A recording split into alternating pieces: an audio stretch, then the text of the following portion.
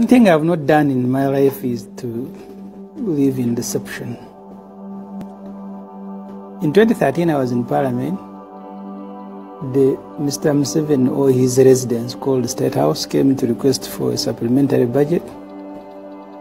I think they needed more than 34 billion shilling. He also needed another about 18 billion under President's office. And that time, he was on poverty alleviation, peace and development tours. For every single tour that the President made, we needed, for every day, we needed 2.4 billion shilling. Every day? Every day. To sustain him in the tour. Said he's been in Usoga where he carried 150 million shilling, but he needed 2.4 billion to take him there. He was also asking that they were going to meet district delegations, and the calculations of the money that was involved for every district delegation he met at State House, we are spending 560 million shilling. So when you see a district checking in, you know 560 million shilling has been spent. Just this year, I think around May, they came to Parliament requesting that the President needed a supplementary budget of 17 billion, which he will use in 3 months for these tours. Some time back, I wrote about the intervention of NADS and wealth creation. And even if you didn't go to school, the amount of money, because we are spending 440 billion, 440, sometimes more on NADS. Even if we didn't grow and we are just using that money to buy, we would still have a surplus.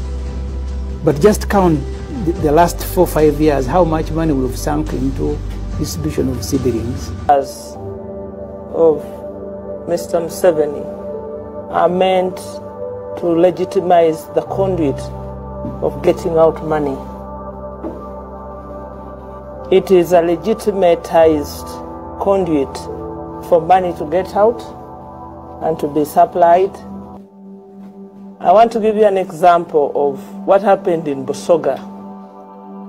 There's a man who claims to be such a staunch supporter of NRM, a deformed man called Ezra Gabla.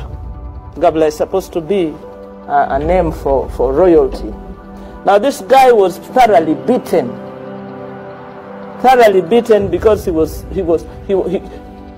attempted to go where they were distributing money, and the money was supposed to be distributed by, I hear, SFC. You had to have Vundagamuntu, you have to have your name cross-checked from Electoral Commission, from local government. It was a money-giving event. And my suspicion is that this money had to be returned. So it's money being made by the escorts, these ones. These are the ones that are benefiting most in this so-called tour. That tour has nothing to do with wealth. It has everything to do with deception, and also an opportunity for people to build their fourth estate, to build their factories. This is the money that they're using. And for me, I find Ugandans, us ourselves, really very, very shocking, because we have just gone through a phase called zoning. You remember the delegations that were carried every other week to Entebbe to discuss zoning. You zoned citrus fruits in Busoga, oranges everywhere, cows in your place. That never took off. The zoning never took off. The zoning, agriculture zoning, didn't take off. You had the 4-acre plan. Where did you end up with it? The 4-acre plan has produced practically nothing. You opened a fruit factory in Soroti. It is not working. There are no fruits. Yeah. So you tell a country lies for 33 years. You recycle those lies until you are lying to yourself. So for me, if you want to steal the money, steal it.